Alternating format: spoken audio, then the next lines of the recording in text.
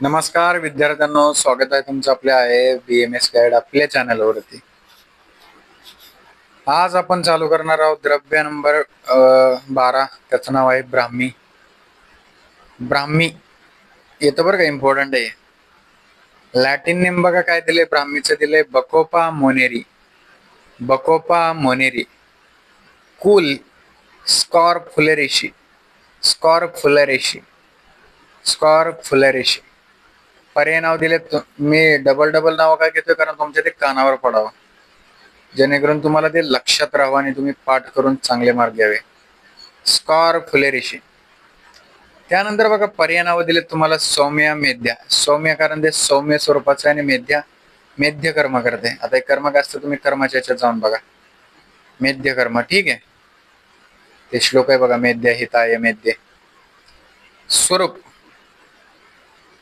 Soup आहे आणि जमिनीवर पसरणार आहे. पण आता जमिनीवर काय शूप कधी पसरलेलं बघितले का रे? एखादं झुडूप पसरतं, जे जमिनीवर पसरतं ते काय ब्राह्मी आहे. त्याचं हे काय सांगितलं यांनी, पर्ण अखंड धारा, म्हणजे अशा धारा आहेत त्याच्यावर, लाईन्स अखंड आहेत, त्या सूक्ष्म काळे टिपके असलेले. उपयुक्तांग आहे त्याचं पर्ण आणि पंचांग, पाने आणि त्याचे पंचांग. उत्पत्ती स्थान आहे त्याचं पाणथळ जागे. परत एकदा, अजून एकदा पाणथळ जागे. अजून एकदा कुठलं बघितलं होतं आपण ह्याच्या आधी? भृंगराज. रसपंचक बघा, गुण लघु दिलाय, रसतिक्त कषाय कटू दिलाय, मधुर दिलाय, सॉरी विपाक मधुर दिलाय, वीर्यशील दिलाय. याचं ट्रिक आहे विद्यार्थ्यांना, काय चालू आहे आपलं ब्राह्मी चालू आहे. त्याची ट्रिक आहे ब्रह्म नुची चोचल. ब्रह्मनुची चोचलम.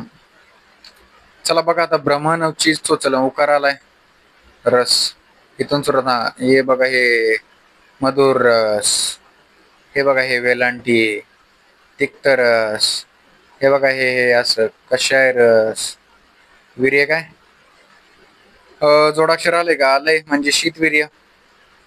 विपाक लेटर्स बघा किती आहेत, 1 2 3 4 5 6 7 लेटर्स आहेत, ऑड लेटर्स आहेत, म्हणजे मधुर विपाक. समजलं?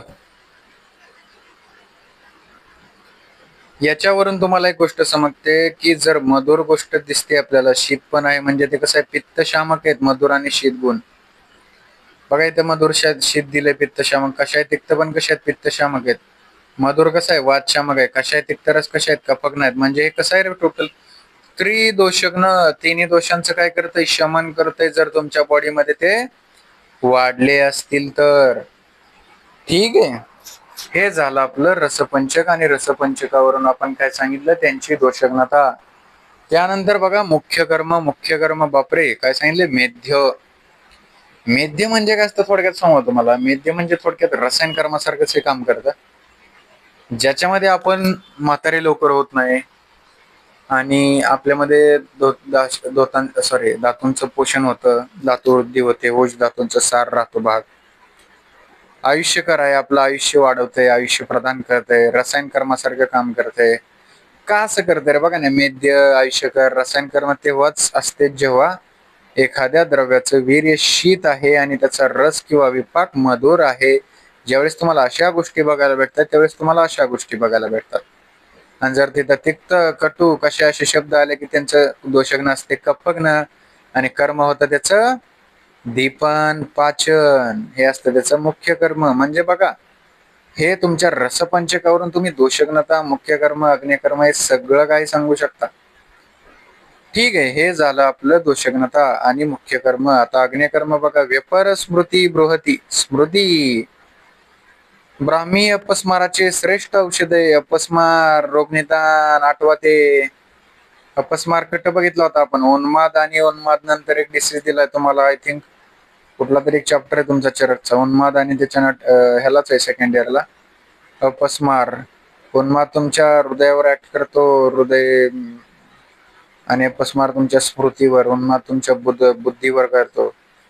अपस्मार काय सांगितले, स्मृती. स्मृतीसाठी श्रेष्ठ औषध चांगलं आहे तुमच्यासाठी ब्राह्मी. ज्यांचं पण विसरतं, अभ्यास केलेला विसरतो, दुसऱ्या काही गोष्टी अजून विसरत असतील, तर त्यांनी ब्राह्मीचं औषध घेऊन घ्या एकदा, कारण ते अपस्माराचं श्रेष्ठ औषध आहे. मेद्य हा ब्राह्मीचा प्रभाव आहे, मेद्य कर्म पण करते तुमच्या बॉडीचं, ठीक आहे. यामध्ये धी, धृती, स्मृती, तुम्हाला कोणतंही मेमोरीच्या रिलेटेड काम असू द्या, तुम्ही ब्राह्मी घ्या आणि तुमच्या स्मृतीपासून छुटकारा पहा. मात्रा आहे स्वरस 10 ml, फक्त 10 ml चा एक डोस घेऊन बघा.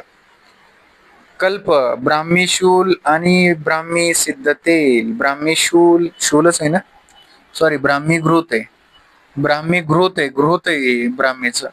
आणि ब्राह्मी सिद्ध तेल आहे, तेल कसं आहे, सिद्ध आहे तेल. या दोन कल्प फॉर्म्युलेशन तुम्हाला ब्राह्मीमध्ये सांगितलेले आहेत विद्यार्थी मित्रांनो. तर अशा प्रकारे आपलं ब्राह्मी द्रव्य कंप्लीट झालेलं आहे. भेटू नेक्स्ट द्रव्यामध्ये. थँक्यू.